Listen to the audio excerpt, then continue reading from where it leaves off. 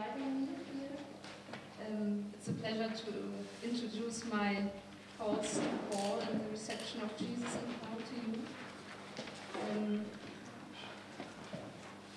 In this paper, I would like to argue for the thesis that the Pauline letters are part of early Christian memory on Jesus, although Paul was not interested in the earthly Jesus. Together with other traditional material in Paul's own reasoning, the apostles subordinated the Jesus tradition that was known to him to a comprehensive, overarching interpretation of the Christ event. So bad news for historical Jesus research. Paul did not care for a historically accurate distinction between authentic material and later interpretations. However, I hope my presentation will become a positive element in your episodic collective memory. Scholars have come to very different results with regard to the amount and relevance of Jesus' tradition in the Pauline letters because of differing opinions how to identify such traditions within the writings of the apostle. So let me first make some introductory comments on the issue of method and the memory approach that has been applied here. Generally, the memory approach can be used as a hermeneutics to describe the dual nature of early Christian writings as testimonies bound to the past and as testimonies that reveal a later process of collective identity formation. But in order to trace back Jesus' tradition in various early Christian sources, however, memory has also been used as an analyzing category, namely with regard to mental factors and mnemonic devices that stimulate and shape individual memory and eyewitness testimony. These aspects are considered to be more important for the development of Jesus' tradition from the very beginning. Related questions are: what was the initial impulse to remember Jesus? What kind of memory did the eyewitnesses transmit, and how did they transmit it? How important was the Jesus tradition for early Christians? How was this tradition used within the communities? Thus, on the one hand, the memory approach has been understood as a hermeneutics to describe the overall profile of the writings, with particular emphasis on the Gospels as foundational stories and their actual reception of the Jesus figure. On the other hand, the memory approach can also be applied to New Testament writings as source for earlier Jesus tradition. Scholars are particularly interested in the form and transmission process of individual traditions, regardless of their textual contexts. The textual contexts of such traditions is replaced by a social historical interest in its Sitz im Leben. The relationship between individual testimony and memory and testimonies of collective memory is still open to debate, and so is the historical reliability of the Gospels. How did the authors of the Gospels process individual memories and authentic words of Jesus to big narratives based on the Christian belief in the risen Kyrios? How did they adapt their narratives to the present requirements of their communities? Samuel Bürskog and other New Testament scholars have identified the inherent plot structure of personal recollection and its oral transmission to be a connecting link between individual memory and later stages of the Gospel tradition. Individual eyewitness testimonies preserved an authentic picture of Jesus, and when the Jesus tradition became part of the larger Gospel stories, it did not substantially change its character. A further connecting link is seen in the fixed status of Jesus' tradition in early Christian communities. Jesus' words are considered to possess a special authority from the start. They were memorized, carefully handed down and shaped into memorable logs of tradition until they finally entered into the Gospels. Dale Allison and James Dunn developed similar explanatory models that are based on both assumptions. According to them, the Jesus tradition emerged from characteristic situations of oral teaching and oral speeches performed by Jesus. Individual memories of original situations when Jesus formulated a saying decisively shaped the tradition of his words. Jesus' tradition had narrative features from the beginnings, thus providing continuity to the global narrative structure of the Gospels. Due to this general nature of the early Jesus tradition and to a relatively stable process of transmission, Dunn and Allison presume that also allusions to and quotations of Jesus tradition in non-narrative genres like the New Testament letters show traces of the impact of Jesus and the narrative origin of the Jesus tradition. Moreover, compositions like the Catalogue of Instructions in Romans 12:14-21, with its analogies to the Sermon on the Mount, would allegedly point to pre-written blocks of tradition that eventually originated in oral speeches of Jesus. You will find it on the handout, some parts of these texts. In general, one can say that the scholars I have just mentioned developed an alternative explanation of the Jesus tradition that aims at replacing the theoretical framework of the four quarters. Instead of an anonymous folk tales, it is the practice of Jewish Hellenistic teaching and learning that serve more or less explicitly as a model for the development of Jesus tradition. Such a Jewish Hellenistic context is in fact historically closer to the Jesus movement and to early Christianity than features of modern folk poetry. However, in my opinion, it still does not grasp precisely the nature of early Christians' reference to Jesus. This brings me to the Pauline letters. For several reasons, they are unique early Christian writings. First, they are the oldest writings of the New Testament altogether, so potentially they allow access to the oldest forms of recorded Jesus tradition. Second, the Apostle Paul was a contemporary of Jesus and belonged to the first generation of Christians, although he never met Jesus personally and was not an eyewitness of his activity, but depended on shared memories on Jesus. Due to these particular features, one cannot simply draw general conclusions from the Pauline letters. Third, the letters of Paul are, and this is almost trivial but important to take into consideration, non-narrative texts. When older Jesus research considered the Gospels to be shaped by the Kerygma, the Jesus tradition in non-narrative contexts, like the Gospel of Thomas, or the letters of Paul, was thought to be less modified.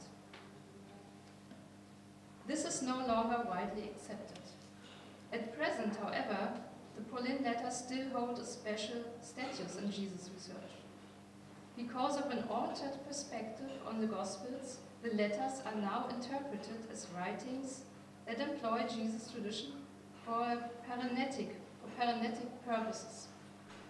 It is assumed that Paul had access to traditions stemming from the earthly Jesus, which are thought to have been just as important for early Christianity as for the modern scholar, and that Paul cited and alluded to Jesus' sayings in order to answer questions and solve problems that his addressees were facing.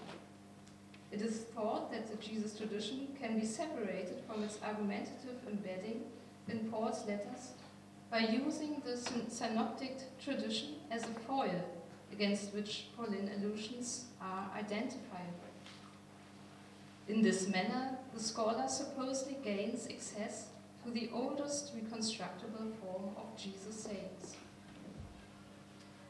In this explanatory model, the paranetic use of Jesus tradition is an offshoot of the separately and reliably transmitted narratively shaped Jesus tradition that was finally taken up by the Gospel authors.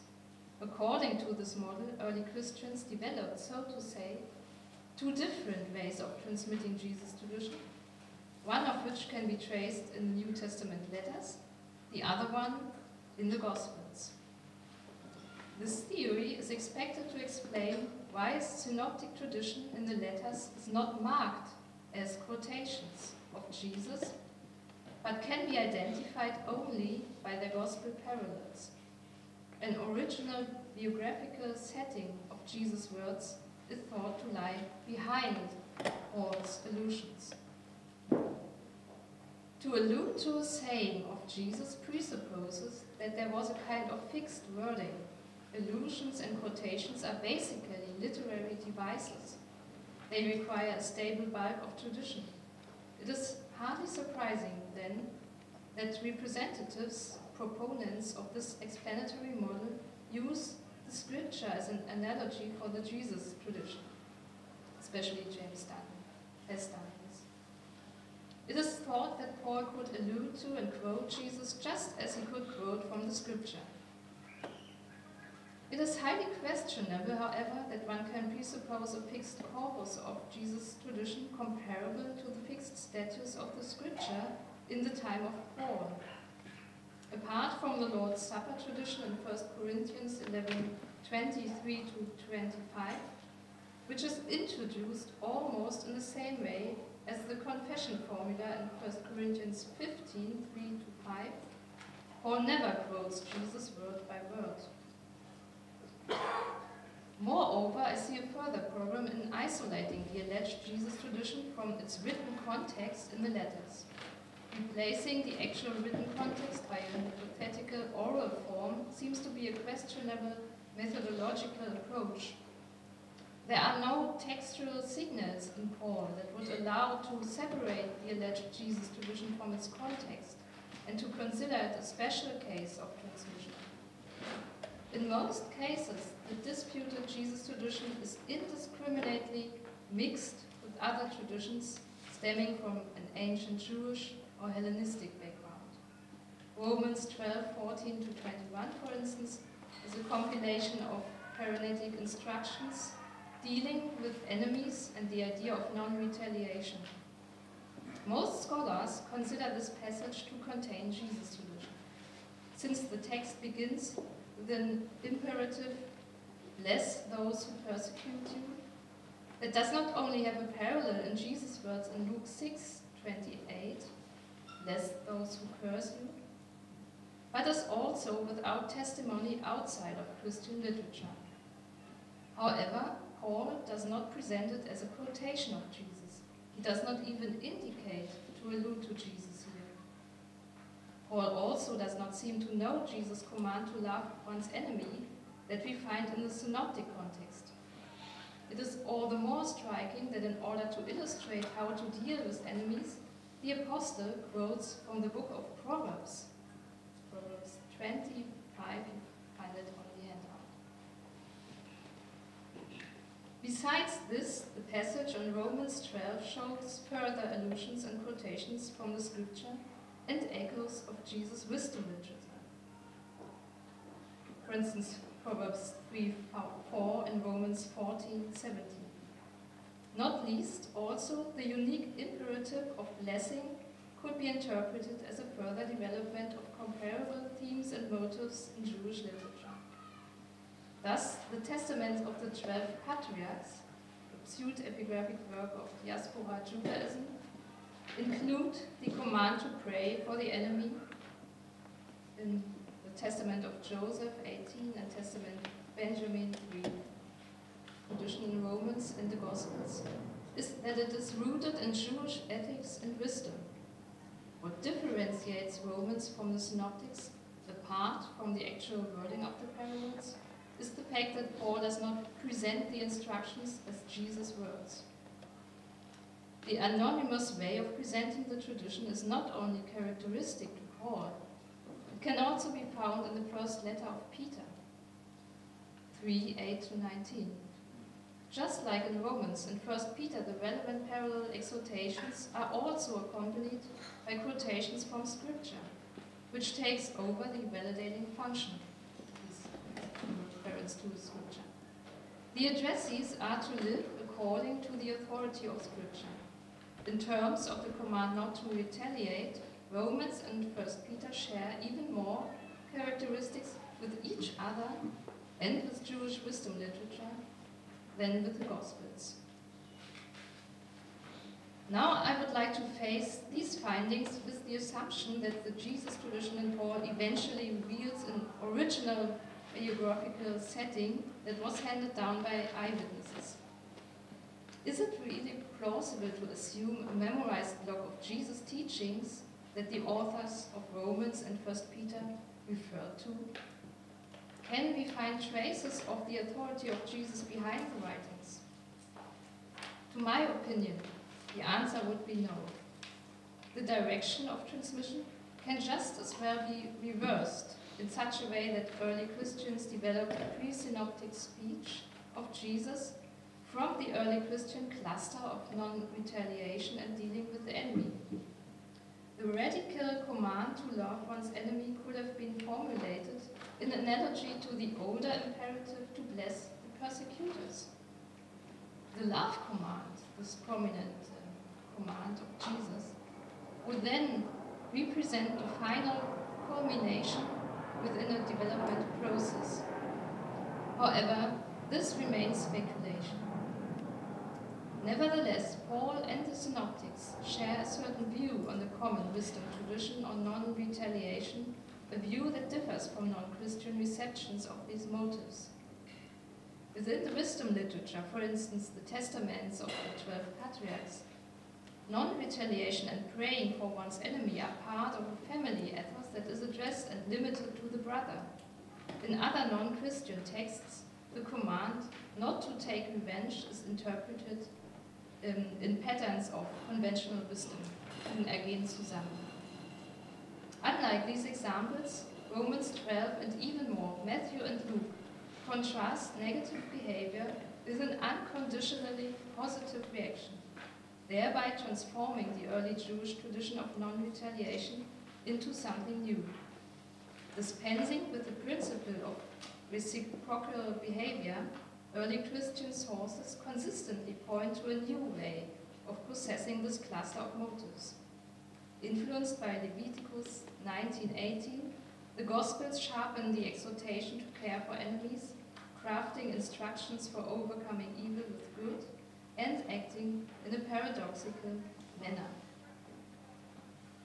With regard to the authority behind the instructions in Romans 12, it is remarkable that even though Paul does not attribute the paranesis to Jesus, to my opinion, the letter to the Romans show that the new interpretation of non-retaliation and enemy love in early Christianity was inspired by the model of Jesus' deeds, words, and his death in general.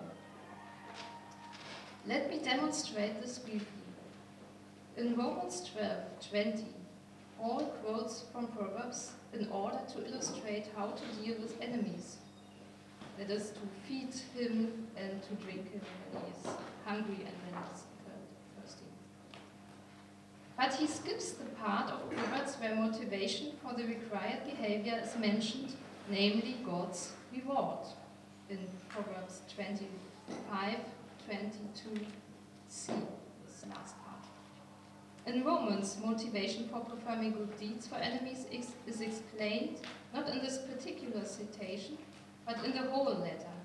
Romans 5:8-11 is especially informative. Here, Paul speaks of God's love for sinners and enemies of God, the ungodly. God's love, as illustrated in the saving death of Christ, serves as a model and archetype for love of one's enemy in Romans 12.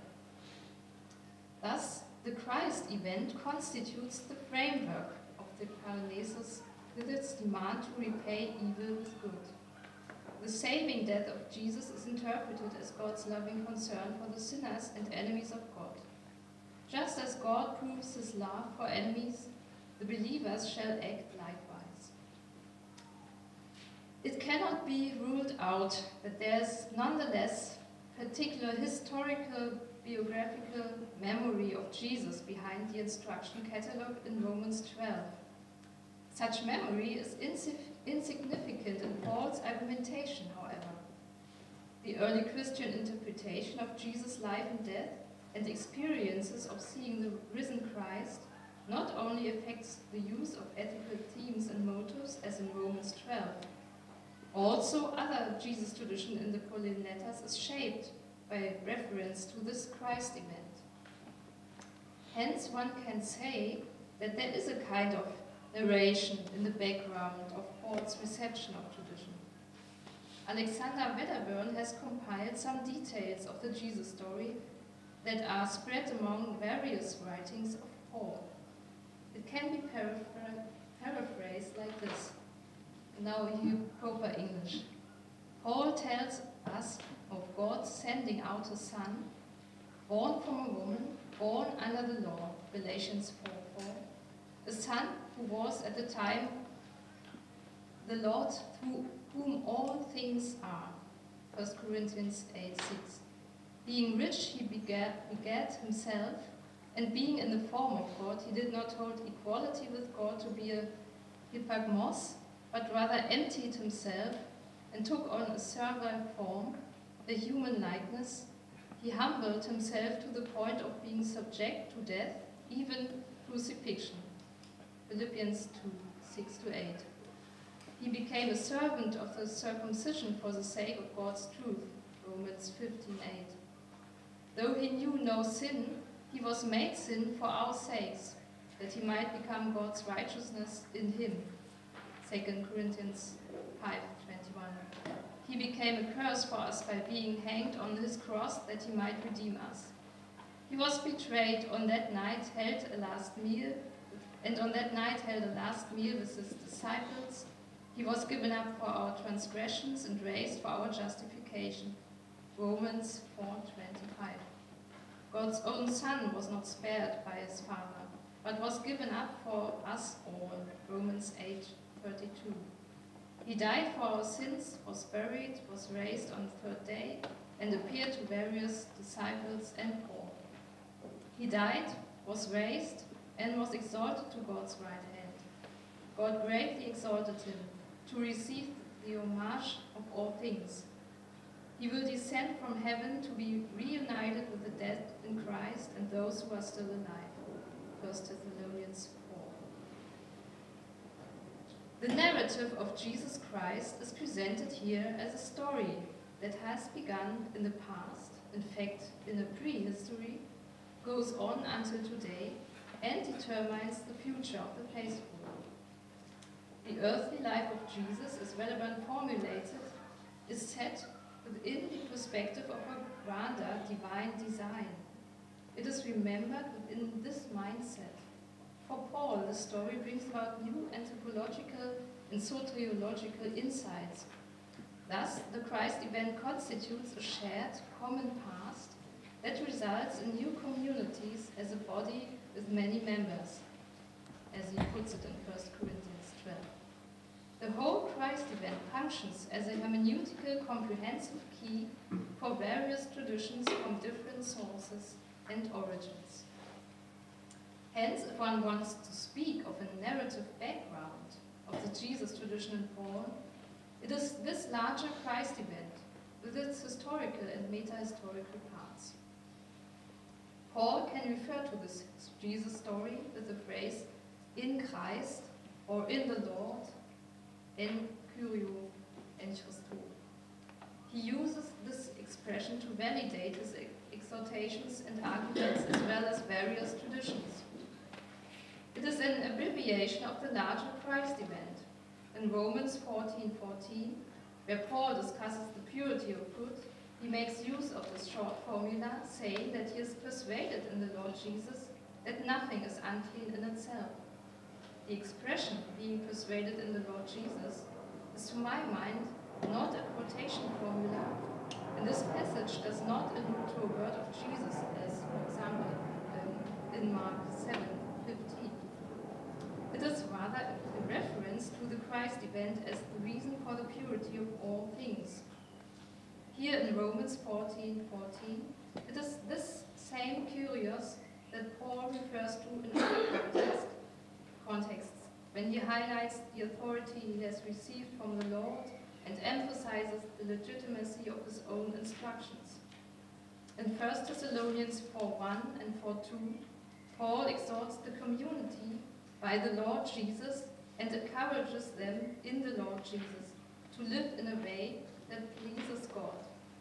In other passages, Paul boasts of the Corinthian community in the Lord Jesus Christ, 1 Corinthians 15:31, expresses hope in the Lord Jesus, Philippians 2:19, can command in Christ, and greet in the Lord. In 1 Corinthians 14:37, he calls his message to the Corinthians generally a command of the Lord. The use of this phrase, in the Lord, that refers equally to convictions, exhortations, items of faith and knowledge of tradition, shows that Paul's reception of Jesus is not restricted to pieces of historical knowledge and sayings of Jesus.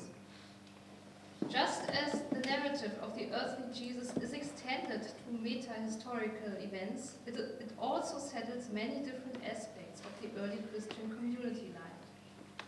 Or can use the cross almost in the same manner, that is, as a symbol that refers to a past event, but is still significant for the present. The Jesus story, as the way Paul remembers Jesus, creates a new Christian identity and a new perspective on basic beliefs, practices, and patterns of behavior. This new Christian identity and Christian perception of the world eventually outbids actual Jesus tradition, as can be seen in 1 Corinthians 7:10-11 and 9:14. These passages are the only passages in the Pauline letters where Paul actually paraphrases and quotes tradition from the earthly Jesus. The Lord's prohibition of divorce is restricted to the marital status, but Paul prepares an ascetic life dedicated to Christ. Likewise, in 1 Corinthians 9:14, the apostle values his missionary task to preach the gospel higher than Jesus' command to be supported from the community. The earthly Jesus and Jesus' word tradition are subordinated to Christian self-interpretation created by the Christ event. In conclusion, I believe the remarkable fact Paul hardly refers to the earthly Jesus in his letters show that reliable eyewitness testimony of Jesus is insignificant for Paul. Therefore, biographical details of Jesus' word tradition are not handed down to us by Paul. Only those aspects that are relevant to the Pauline communities are preserved and remembered. The findings in the Pauline letters can be interpreted in the light of cultural memory. Aleida Assmann has identified some distinctive features of cultural memory. In contrast to individual memory, cultural memory is intentionally and symbolically created, without any accidental aspects. It is based on calculated selection. Furthermore, cultural memory uses signs and symbols, texts, pictures, rituals, practices, places, and monuments. It has a narrative structure and designs an overall picture of the past. According to Assmann, individual memory is, on the contrary, characterized by fragmented details. As shown, the traces of a Jesus story in the letters of Paul seem to reveal a narrative structure. This story does not only consist of specific events in the earthly life of Jesus, but goes beyond them and includes also future events. It thus creates a foundational story with symbolic elements. Moreover, past, present, and future of the Jesus story are thought to be interwoven with the present and future of the Christian communities. The early Christians interpreted their present time in light of the Jesus story as a short but decisive intermediate stage. Finally, Paul also knows non-verbal ways to refer to the Christ event. His letters indicate that there was a mimetic, imitating, and ritual reception of Jesus besides verbal communication. The memory approach provides an appropriate, integrating hermeneutical frame that can include also non-verbal references to the past. It is thus able to comprehend the nature of early Christianity better than purely intellectual approaches. And since the letters of Paul give evidence to the earliest processings of Jesus' tradition in Christianity, it is remarkable, to my mind, that there is no gradual process of authentic eyewitness testimony in the beginnings to later, more interpreted processings in the Gospels, like this development of eyewitness testimony in the beginning that is rather authentic, and then over collective memory to cultural memory that is interpreting, or more interpretive than the beginnings are. Rather, from the very start, we find a highly creative reception of the Jesus tradition and the Jesus story in the Pauline letters. Thank you very much for your